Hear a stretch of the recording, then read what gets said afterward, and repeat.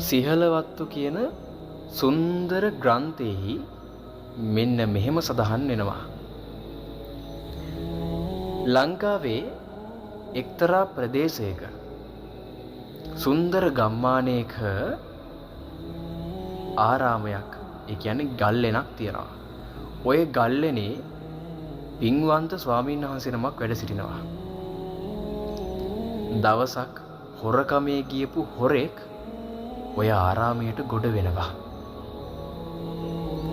ආරාමයට ගොඩ විච්ච මේ සොරා සැඟවී සිටිනවා. භික්ෂුව පේන මානෙක නැහැ.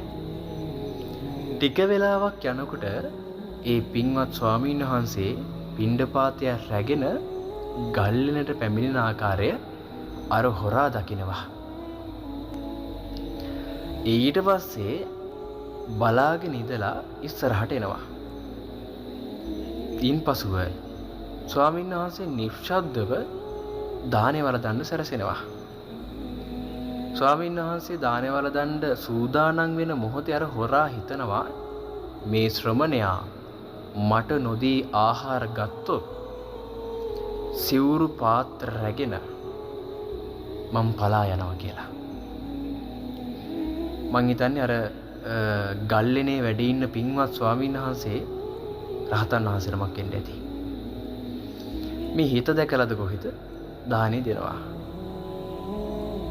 මේ දාණය මෙයා කාලා ගිහිල්ලා ස්වාමීන් වහන්සේට වන්දනා කරලා කියනවා, ස්වාමීනි මම මෙන්න මෙහෙම හිතුවා.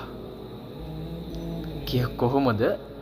ස්වාමීනි මං හිතුවා ඔබ වහන්සේ මට නොදී ආහාර අනුභව කරොත් ඔබ වහන්සේගේ පාත්‍ර ශ්‍රීවුරු මං රැගෙන යනවා කියලා.